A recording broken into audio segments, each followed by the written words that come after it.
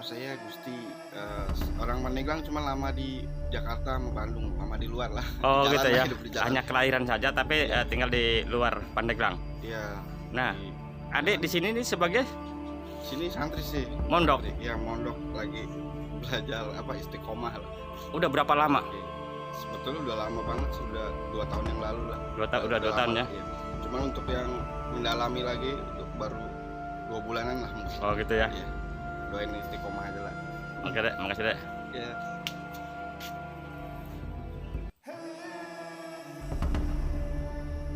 Assalamualaikum warahmatullahi wabarakatuh.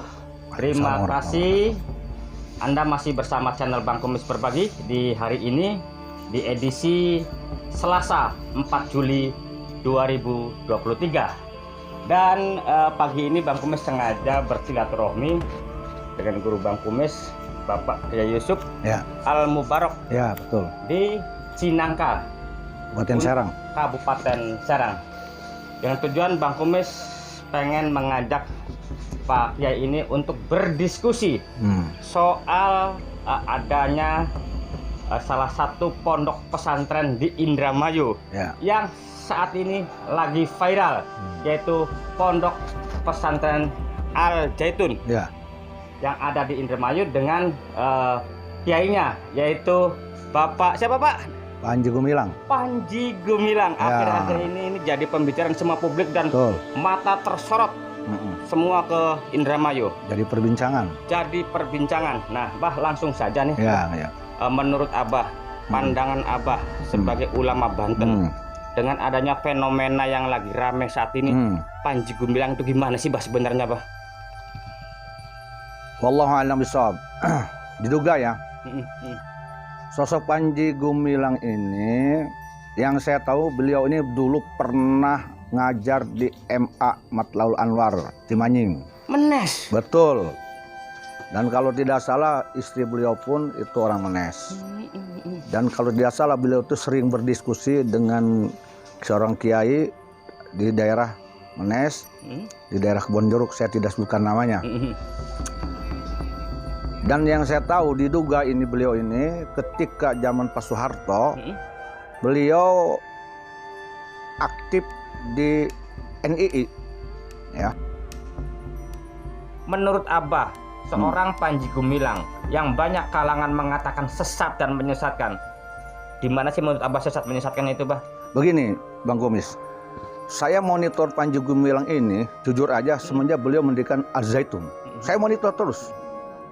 Karena ada kekhawatiran saya, semenjak saya mengetahui beliau ini mendirikan NII, ada kekhawatiran saya, ini pahamnya akan mengancam negara dan akan merusak agama Islam. Bismillahirrahmanirrahim. Begini Bang Kumis, saya itu pernah mendengar salah satu santri Al Zaitun.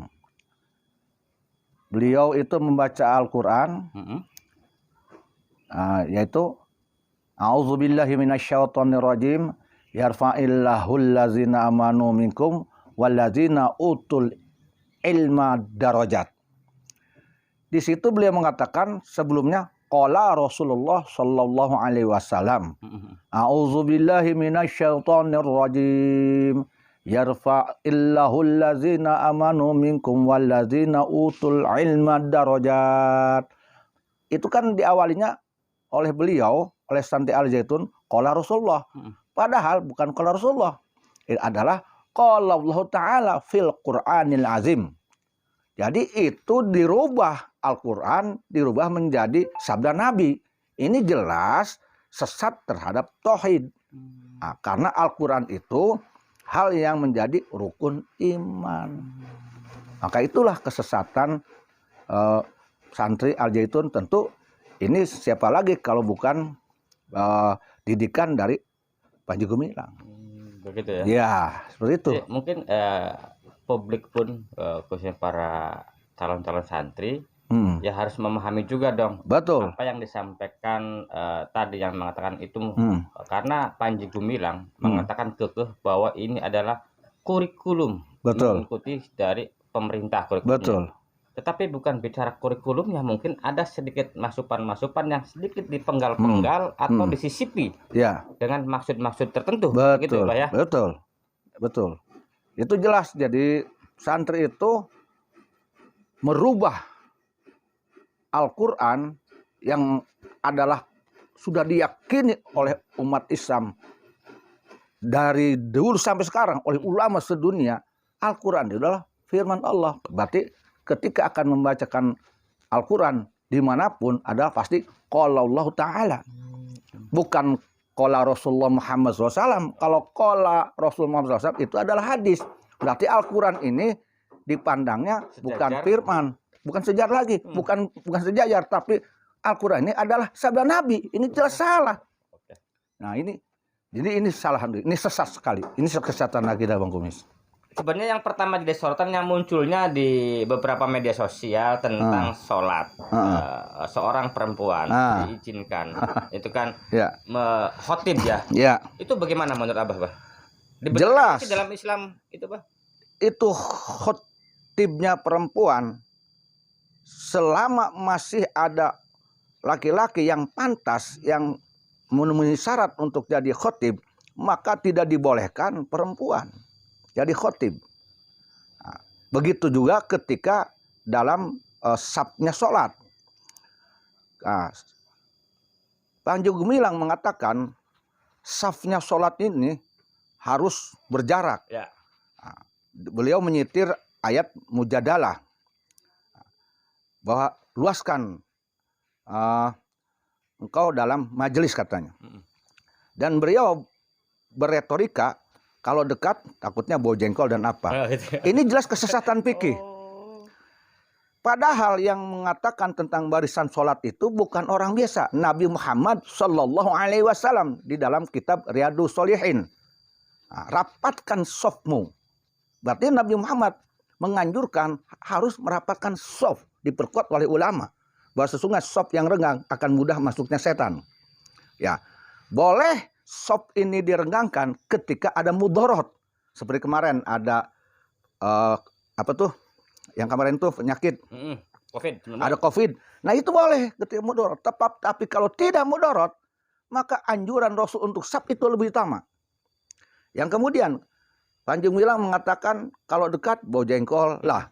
Ini sudah terkanter oleh anjuran Nabi Muhammad SAW. Makanya disunahkan setiap orang yang sholat, Bang Kumis, saya pakai minyak wangi. Ada siwak. Nah, itu. Jadi itu sudah terbantahkan. Tidak ada alasan bagi Panji Gumilang untuk merubah fikih. Sangat salah besar. Ini akal didahulukan tanpa mengkaji dulu hadis. Akal didahulukan tanpa takdim dulu ke ulama. Di situ tidak ada ketadiman pada ulama, apalagi pada Rasulullah. Dia lebih menunggankan akal. Ini jelas penipuan terhadap umat. Nah terus gini Pak ya, ini mohon izin Bang, Bang Kumis, ini akhirnya banyak pengetahuan, menambah pengetahuan agama juga Pak. Ya. Nah gini, kalau menurut Bang Kumis ini, mohon izin kalau salah dikoreksi bahwa sebenarnya kita nggak susah gitu loh, karena dalam setiap ajaran baik Al-Quran, hadis, kan sudah peristiwa dulu gitu loh. Betul. Baru kita ngikutin. Betul. Beda dengan hukum-hukum pemerintah. Betul. Iya kan ya? Betul. Kadang-kadang kan dibikin dulu undang-undangnya, baru nunggu peristiwa. Betul. Jadi tentang Panji Gumilang yang soal ini kembali lagi Pak, tentang Hari Raya Idul Fitri nih. Ini menarik Pak. Bang Kumis juga mengevaluasi bahwa banyak ulama-ulama kita yang mengatakan bahwa di saat Idul Fitri tujuannya ada yang mengatakan kembali ke fitrah. Bahwa kita tuh suci. Panji Gumilang tidak seperti itu, Bah. Bahwa memaknai Idul Fitri adalah pagi-pagi makan, siang makan, malam makan, mau makan, membacaan takbir saja. Kenapa harus jauh-jauh berpikir fitrah? Kok semudah itu? Emangnya apa neraka dan surga miliknya gitu loh, Bah. Coba gimana, Bah, itu, Bah? Ini salah satu pola pikir orang yang sombong dengan akal pikirnya. Condong orang ini merasa dia lebih pintar. Nah, ini adalah pemahaman awam, pemahaman dibilang pemahaman syariah pun tidak. Ini kesesatan cara pikir. Begini, tentang Idul Fitri kembali kepada fitrah. Ini kan beberapa ulama yang mengajarkan dari sudut pandang hakikat. Jadi hakikatnya Idul Fitri ini, hakikat dari sudut pandang ulama hakikat, ini kembali kepada kesucian, fitrah. Fitrah yang mana? Ruh. Ruh kita ini terkadang kotor. Nah, kotor oleh apa? Oleh hawa nafsu. Contohnya, judi, zina, korupsi. Ini terjadi karena ruhnya kotor. Maka ketika kita sudah puasa di bulan Ramadan, kemudian berzakat, maka hakikat puasa dan zakat adalah untuk mensucikan bukan hanya lahir tetapi ruh. Nah, maka ketika Idul Fitri ini kembali manusia bersih ruhaniyah, kembali kepada ruh tifliyah, ruh kudsiyah di dalam tarekat. Dari sudut pandangan tarekat, dari sudut pandang hakikat, Idul Fitri adalah dimaknai adalah kembali kepada ruh kudsiyah. Di apa ruh kudsiyah itu? Ruh kudsiyah itu ruh yang pertama diciptakan oleh Allah, ruh kita ini, yang saat itu ruh semua manusia Bang Kumis, yang sekarang dia tidak Islam, yang non Muslim, yang yang semuanya ketika itu ruhnya kudsiyah, mengakui Allah itu Tuhannya yang dan esa. Tapi kemudian setelahnya ini dalam kitab Sirul Asror Syekh Abdul Qadir ya.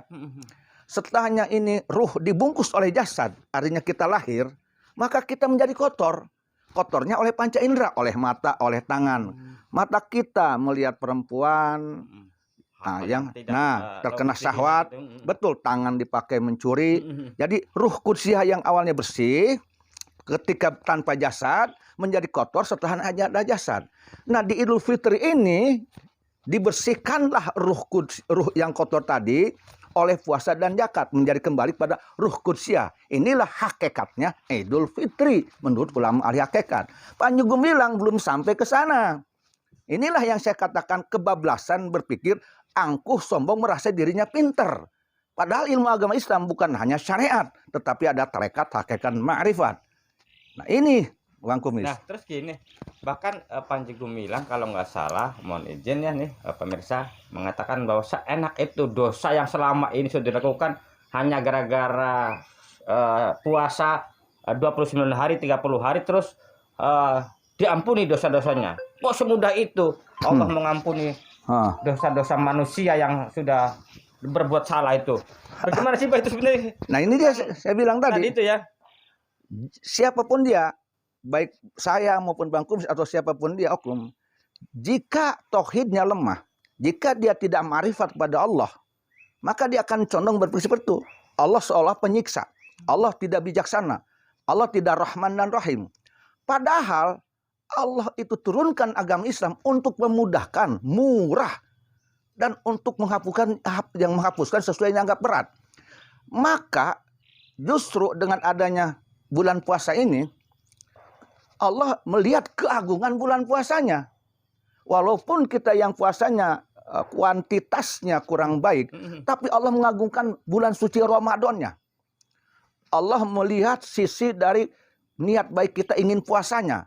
Itulah yang menjadi mahal. Itulah yang menjadikan turunnya rahmannya Allah. Sehingga yang dianggap besar ini, susah ini menjadi hapus oleh yang justru ada yang lebih agung untuk menghapuskannya.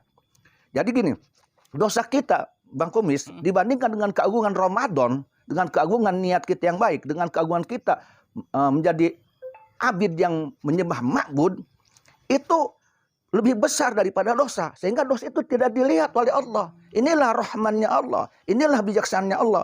Nah, kalau orang tidak marifat kepada asma Allah, Rahman, kepada sifat Allah yang welas, ya, tidak marifat kepada zat Allah Ta'ala, condong akan melihat Allah itu dipandangnya secara akal tadi. Masa sih dosa besar hanya hapus oleh bulan puasa? Nah ini dia tidak marifat kepada asma Allah, sifat dan zat Allah Ta'ala. Nah ini sebenarnya kalau kita membahas tentang hal-hal yang peristiwa di Al-Zaitun itu tidak akan tuntas. Walaupun saat ini memang konon informasinya bahwa